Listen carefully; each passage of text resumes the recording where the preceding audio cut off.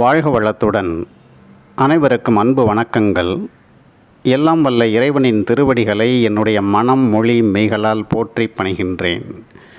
நம்முடைய வாழையடி வாழை யூடியூப் சேனலில் சில அறிவியல் கலை சொற்களையும் அதற்குரிய உண்மை பொருளையும் பார்த்து வருகின்றோம். அந்த வரிசையில் இன்றைய பதிவில் நாம் பொருள் காணவிருக்கும் ஒரு அறிவியல் கலை சொல் ஆன்டிபயாட்டிக்ஸ் என்ற சொல். ஆன்டிபயாட்டிக்ஸ் என்ற வார்த்தையின் பொருள் என்ன என்பதை முதலில் கூறிவிட்டு பின்னர் அதனோடு தொடர்புடைய சில முக்கிய செய்திகளை கூறுகின்றேன். ஆன்டிபயாட்டிக்ஸ் என்ற சொல்லை ஆன்டி கூட்டல் பயாட்டிக் என்று இரண்டாக பிரித்து கொண்டால் சொல்லின் பொருளை புரிந்து கொள்வது மிக மிக எளிது. முதலில் ஆன்டி என்ற சொல்லின் பொருளை பார்ப்போம். ஒரு கடிகார முள் தன் வழக்கமான போக்கில் அல்லது பாதையில் சுழன்றால் அந்த சுழற்சியை கிளாக்வைஸ் ரொட்டேஷன் என்று கூறுகின்றோம். ஒருவேளை கடிகார முள் தன் வழக்கமான போக்கில் அல்லது பாதையில் சுழலாமல் வழக்கத்திற்கு மாறாக எதிர் திசையில் சுழன்றால் அந்த சுழற்சியை ஆன்டி கிளாக்வைஸ் ரொட்டேஷன் என்று கூறுகின்றோம். இந்த விளக்கத்தின் வாயிலாக நாம் புரிந்து கொள்ள வேண்டிய பொருள் ஆன்டி என்றால் எதிர் அல்லது எதிரான என்பதாகும். தற்போது பயாட்டிக்ஸ் என்ற சொல்லின் பொருளை பார்ப்போம். பயோ என்றால் உயிர் பொருள் அல்லது உயிரினம் என்று அர்த்தம். பயாலஜி என்ற கல்வி உயிரினங்களை பற்றிய கல்வி என்பது உங்களுக்கு நன்கு தெரியும். இன்றைய நம்முடைய தலைப்பிற்கு பொருத்தமான விளக்கத்திற்காக நுண் உயிரிகளை உயிரினம் என்று வைத்துக்கொண்டு துவங்குவோம். எனவே ஆன்டிபயாட்டிக்ஸ் என்பது நோய் உண்டாக்கும் நுண் உயிரிகள் என்கின்ற உயிரின கூட்டத்திற்கு எதிராக பயன்படுத்தப்படும் ஒரு வகை வேதிப்பொருள் என்று முதலில் புரிந்து கொள்ளுங்கள். ஆன்டிபயாட்டிக்ஸ் என்ற வேதிப்பொருள் எந்த வகை உயிரின கூட்டத்திற்கு எதிராக பயன்படுத்தப்படுகின்றதோ அதை பொறுத்து அதன் பெயர் சற்று மாறுபடும். அதாவது ஒட்டுமொத்த நுண்ணுயிரிகள் கூட்டத்திற்கு எதிராக பயன்படுத்தப்படும் வேதிப்பொருளை ஆன்டி மைக்ரோபியல் ஏஜென்ட் என்ற வார்த்தையால் கூறுகின்றோம். நுண்ணுயிரிகள் என்பது பல வகைப்பட்டதாக இருக்கின்றது. பாக்டீரியா, ஃபங்கை, வைரசஸ், ஆல்கே என பல வகை நுண்ணுயிரிகள் இங்கே இருக்கின்றன. நாம் பயன்படுத்துகின்ற வேதிப்பொருள் மேலே கூறப்பட்ட அனைத்து வகை நுண் உயிரிகளையும் அழிக்கும் திறன் பெற்று இருந்தால் மட்டுமே அந்த வேதிப்பொருளை ஆன்டி மைக்ரோபியல் ஏஜென்ட் என்று கூற வேண்டும். அப்படி ஒரு வேதிப்பொருள் இதுவரை கண்டுபிடிக்கப்படவில்லை. ஒருவேளை நாம் பயன்படுத்தும் வேதிப்பொருள் நுண் உயிரிகளின் ஒரு வகையான பாக்டீரியாக்களை மட்டும் தாக்கி அழித்தால் அப்போது அதன் பெயர் ஆன்டிபாக்டீரியல் ஏஜென்ட் என்று கூறலாம். இந்த விளக்கத்தை மனதில் வைத்து கொண்டால் anti fungal agent, anti viral agent, anti algal agent என்ற வார்த்தைகளின் பொருளை மிக எளிதாக புரிந்து கொள்ள முடியும். எனவே ஆன்டிபயாட்டிக்ஸ் என்பது ஒரு பொதுச்சொல் என்றும் அது எதற்கு எதிராக பயன்படுத்தப்படுகின்றது என்பதை பொறுத்து அதன் பெயர் மாற்றம் பெறுகின்றது என்றும் தெரிந்து கொள்ளுங்கள். நாம் புரிந்து கொள்வதற்காக ஆன்டிபயாட்டிக்ஸ் என்ற இந்த வேதிப்பொருட்களை பல்வேறு கோணங்களில் வகைப்படுத்துகின்றார்கள். உதாரணமாக ஆன்டிபயாட்டிக்ஸ் என்ற வேதிப்பொருள் தயாரிப்பு முறை அடிப்படையில் அதனை மூன்றாக பிரிக்கின்றார்கள். 1 synthetic antibiotics, 2 semi synthetic antibiotics, 3 natural antibiotics. Synthetic antibiotics என்பது முற்றுமுதலாக செயற்கை முறையில் ஆய்வுக்கூடத்தில் உருவாக்கப்படுவது. செமி சிந்தட்டிக் ஆன்டிபயாட்டிக்ஸ் என்பது இயற்கையில் கிடைக்கின்ற நுண்ணுயிரிகளுக்கு எதிரான வேதிப்பொருட்களை எடுத்து அதை ஆய்வுக்கூடத்தில் வைத்து அதில் சிறு சிறு மாற்றங்களை செய்து உருவாக்கப்படுவது. கடவுள் பாதி மிருகம் பாதி கலந்து செய்த கலவை நான் என்ற பிரபல திரைப்பட வசனம் போல செமி சிந்தட்டிக் ஆன்டிபயாட்டிக் என்பதில் பாதி இயற்கை பாதி செயற்கை என்று புரிந்து கொள்ளுங்கள். மூன்றாவதாக கூறப்பட்ட நேச்சுரல் ஆன்டிபயாட்டிக்ஸ் என்பது எந்த விதமான செயற்கை மாற்றத்திற்கும் உட்படுத்தப்படாத முற்றிலும் இயற்கையான வேதிப்பொருட்கள் ஆகும். இதற்கு ஒரு உதாரணம் கூறினால் எளிதில் விளங்கிக் கொள்வீர்கள் என்று கருதுகின்றேன். குர்குமைன் என்ற வேதிப்பொருள் டர்மரிக் என்ற மஞ்சள் கிழங்கில் இருக்கின்றது. குர்குமைன் என்ற வேதிப்பொருள் ஒரு மிகச்சிறந்த இயற்கை கிருமி நாசினி. முகத்திற்கும் மார்புக்கும் மஞ்சள் கிழங்கினை உரசி பூசி வந்த காலம் வரையில் பெண்களுக்கு சரும நோய்கள் உண்டானதில்லை. மஞ்சள் பூசிய முகம் மஞ்சள் நிறத்தில் இருப்பது இயல்புதானே. ஆனால் இந்த தோற்றம் நவீன நாகரிகத்துக்கு ஏற்புடையது அல்ல என்று கூறி மஞ்சள் பூசி குளிப்பதை பெண்கள் தவிர்த்தார்கள். விளைவு எண்ணற்ற சரும நோய்களுக்கு ஆளாகி வருகின்றார்கள். ஆனால் இதே குர்குமைன் என்ற வேதிப்பொருளை ஆய்வுக்கூடத்தில் செயற்கை முறையில் தயார் செய்து கவர்ச்சிகரமான பொய்யான விளம்பரங்கள் மூலம் பிரபல நிறுவனங்கள் சந்தைப்படுத்துகின்றது. மதிமயங்கிய மக்கள் கூட்டம் இவ்வகை பொருட்களை வாங்கி பயன்படுத்த துவங்கியது. இந்த செயற்கை மருந்துகளால் சரும நோய் பாதிப்புகள் குறையவில்லை என்பது மட்டுமல்ல, விரும்பத்தகாத பக்க விளைவுகள் தோல் பகுதியில் உண்டாகிவிட்டன என்பதையும் நினைவில் வைத்துக் கொள்ளுங்கள். செயற்கையான முறையில் தயாரிக்கப்படுகின்ற குர்குமைன் கிரீமின் செயல்திறன் வேறு, மஞ்சள் கிழங்கில் இயற்கையாக இருக்கின்ற குர்குமினின் செயல்திறன் வேறு என்று புரிந்து கொள்ள வேண்டும். செயல்திறன் எல்லாம் யாருக்கு வேண்டும்? பிறர் நம்மை பார்த்து நிறத்தை பார்த்து கேலி பேசிவிடக்கூடாது என்பதுதான் நமக்கு தற்போது முக்கியமாக இருக்கிறது. இந்த பொருத்தமற்ற போக்கு மாறாத வரையில் தோல் நோய்கள் குறைய வாய்ப்பே இல்லை. குர்குமைன் போன்று எண்ணற்ற இயற்கை ஆன்டிபயாட்டிக்ஸ் பிரபஞ்சத்தில் ஏராளமாக கொட்டி கிடக்கின்றன.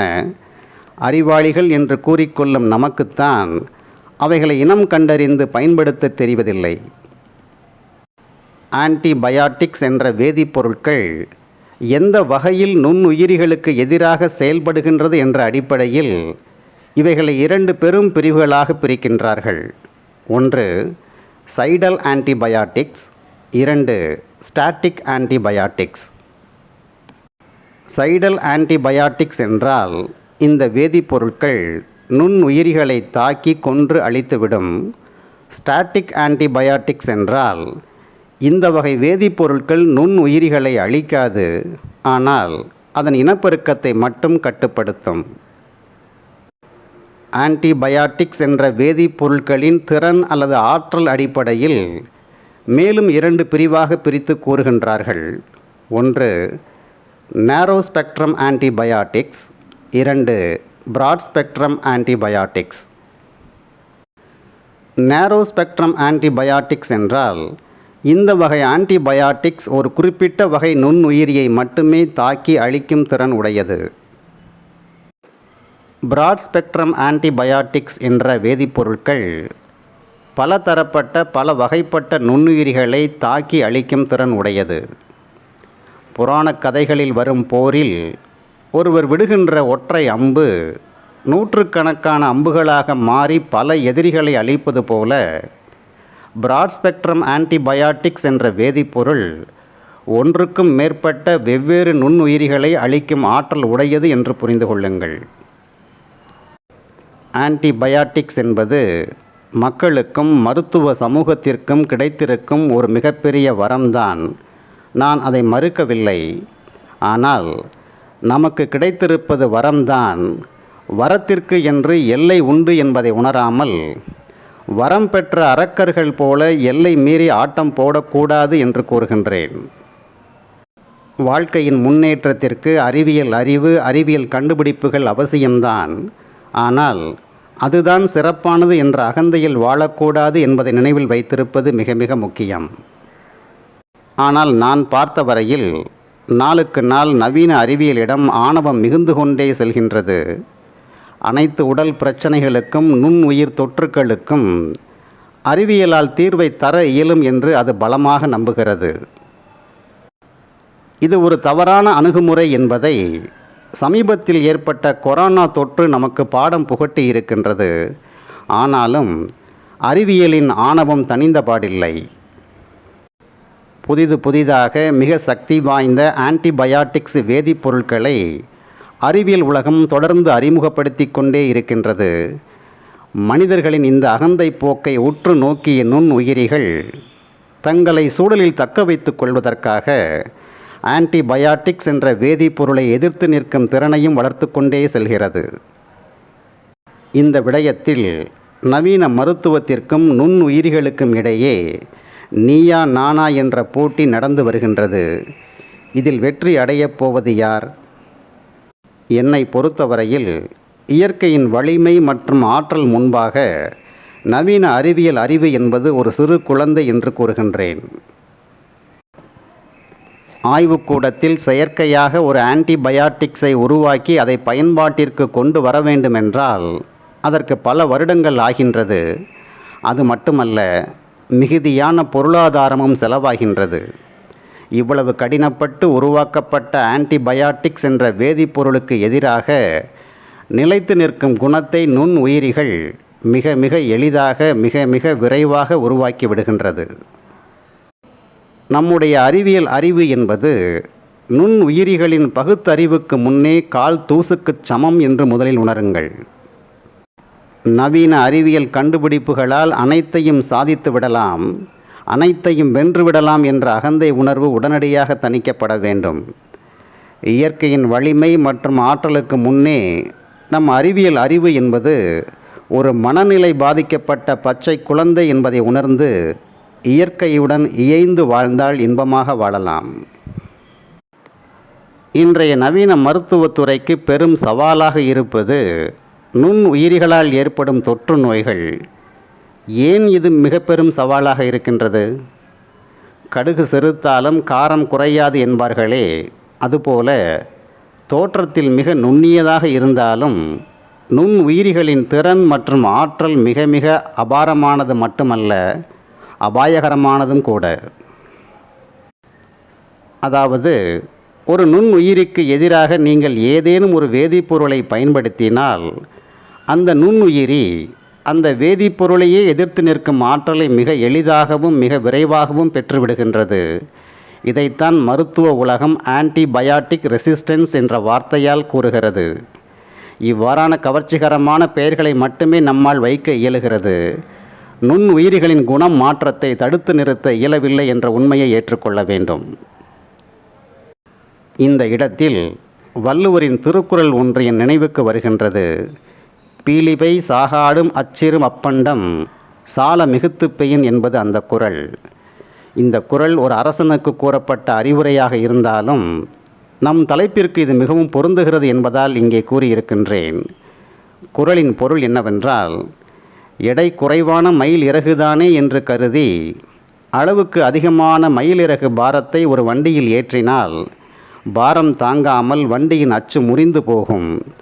எனவே அரசன் ஒருவன் இவர்கள் எளியவர்கள்தானே என்று அலட்சியம் செய்தால் அவர்கள் அனைவரும் ஒன்று கூடி வலிமையாக மாறி அரசனை வீழ்த்தி விடுவார்கள் என்று கூறுகின்றார். இதைப்போல ஓர் அறிவு உடைய சாதாரணமான நுண்ணுயிரிகள் தானே என்று அலட்சியமாக கருதினால் ஆரோக்கியம் என்ற அச்சாணி முறிந்து வாழ்க்கை என்ற வண்டி தடம் புரண்டுவிடும் என்று மனதில் வைத்துக்கொண்டு நுண்ணுயிரிகளை கையாள வேண்டும் என்று கூறுகிறேன். இன்றைய பதிவின் முடிவாக சில முடிவுகளை உங்கள் முன்னே சமர்ப்பிக்கின்றேன். 1. ஆன்டிபயாட்டிக்ஸ் என்பது நுண் உயிரிகளுக்கு எதிரான வேதிப்பொருள். 2. ஆன்டிபயாட்டிக்ஸ் என்ற வேதிப்பொருட்களுக்கு நுண் உயிரிகளை அழிக்கும் திறன் இருந்தாலும் அது நிரந்தர தீர்வை தராது. 3. நுண் உயிரிகள் ஆன்டிபயாட்டிக்ஸ் என்ற வேதிப்பொருட்களுக்கு எதிரான குணத்தை மிக எளிதாகவும் மிக விரைவாகவும் வளர்த்து கொள்ளும் திறன் உடையது. 4. இன்றைய நவீன மருத்துவத்தின் பெரும் சவாலாக இருப்பதே ஆன்டிபயாட்டிக்ஸ் என்ற மருந்துகளை எதிர்த்து நிற்கும் திறனுடைய நுண் உயிரிகள்தான். 5. நம்முடைய சீரான மரபு சார்ந்த வாழ்வியல் முறைகளும் இயற்கை வளங்களை சூறையாடாமல் போற்றி பாதுகாக்கும் பண்பும் தான் பாதுகாப்பையும் நிரந்தர தீர்வையும் தரும். 6. அனைத்து உடல் ஆரோக்கிய குறைபாடுகளையும் நவீன மருத்துவத்தால் அறிவியல் அறிவால் சரி செய்து விடலாம் என்ற அகந்தை உணர்வு முற்றாக தணிக்கப்பட வேண்டும். 7. ஆன்டிபயாட்டிக்ஸ் பயன்பாட்டு விதிகளை மிகச் சரியாக பின்பற்ற வேண்டும். கட்டுப்பாடில்லாத ஆன்டிபயாட்டிக் பயன்பாடு சூழலில் உள்ள நுண் உயிரிகளின் குணத்தை மாற்றி பேராபத்தை விளைவித்துவிடும். 8. இந்த செய்திகளை மையப்படுத்தித்தான் antimicrobial resistant awareness week என்ற விழிப்புணர்வு பிரச்சாரம் அரசாங்கத்தால் செய்யப்படுகிறது. 9. மருத்துவமனை கழிவுகள் முறையாக மறுசுழற்சிக்கு உட்படுத்தப்பட வேண்டும். முறையாக சுத்திகரிக்கப்படாத கழிவுகள் சுற்றுப்புறத்தில் கலந்துவிட்டால் நுண்ணுயிரிகள் மிக மிக எளிதாக தங்கள் குணத்தை மாற்றிக்கொண்டு அச்சுறுத்தும். 10. மருத்துவர்கள், செவிலியர்கள், ஆய்வுக்கூட வல்லுநர்கள், மருந்துக்கடை உரிமையாளர்கள், மருத்துவமனை நிர்வாகிகள், சமூக ஆர்வலர்கள், பொதுமக்கள் என அனைவரும் ஒத்திசைவாக ஓர் அணியில் திரண்டால் மட்டுமே மோசமான நுண்ணுயிரியின் பெருக்கத்தை கட்டுப்படுத்த இயலும். இதில் யார் பெரியவர் யார் சிறியவர் என்ற தர்க்கத்தை தவிர்த்து, பிறரை குறை கூறும் போக்கினையும் தவிர்த்து, அனைவரும் அவரவர் நிலையில் தங்களால் இயன்ற பணிகளை செய்ய வேண்டும். ஆன்டிபயாட்டிக்ஸ் என்ற சக்தி வாய்ந்த வேதிப்பொருள் நமக்கு கிடைத்திருக்கின்ற பிரம்மாஸ்திரம். இதை அவசிய தேவை ஏற்படும் பொழுது வரம்புக்கு உட்பட்டு மட்டுமே பயன்படுத்த வேண்டும். எப்பொழுது பயன்படுத்தப்பட வேண்டும், எந்த அளவில் பயன்படுத்தப்பட வேண்டும், எத்துணை காலம் பயன்படுத்தப்பட வேண்டும் என்பதை மருத்துவர் முடிவு செய்வார். ஒரு நல்ல மருத்துவர் குறைவான ஆன்டிபயாட்டிக் மருந்துகளையே பரிந்துரைப்பார். ஊசி போட்டால்தான் சிறந்த மருத்துவர், ஆன்டிபயாட்டிக்ஸை எழுதி கொடுத்தால்தான் சிறந்த மருத்துவர் என்ற மனநிலை மக்களிடையே மிகுதியாக இருக்கின்றது. இதன் காரணமாக சில மருத்துவர்கள் வகுக்கப்பட்ட ஒழுங்குகளை மீறி ஆன்டிபயாட்டிக் மருந்துகளை பரிந்துரைக்கின்றார்கள். இந்த வகையான மருத்துவம் முற்றிலும் தவிர்க்கப்பட வேண்டிய ஒன்று. மேலை நாடுகளில் ஆன்டிபயாட்டிக்ஸ் என்ற மருந்துகளை மருத்துவரின் பரிந்துரை இல்லாமல் கடைகளில் வாங்கவே இயலாது. ஆனால் நம் நாட்டில் ஆன்டிபயாட்டிக்ஸ் விற்பனை என்பது விளையாட்டு பொம்மை விற்பனை போல மாறிவிட்டது. இதுவரை பகிரப்பட்ட செய்திகளின் அடிப்படையில் தற்போது உங்களுக்கு ஆன்டிபயாட்டிக்ஸ் என்றால் என்னவென்று புரிந்திருக்கும்.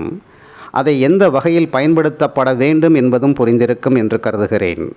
மீண்டும் ஒரு சிறப்பான பதிவோடு உங்களை விரைவில் சந்திக்கின்றேன். நன்றி, வணக்கம், வாழ்க வளத்துடன். அவன் அருளாலே அவன் தாள் வணங்கும் மகிழ்ச்சியுடன் உங்கள் ராதாகிருஷ்ணன்.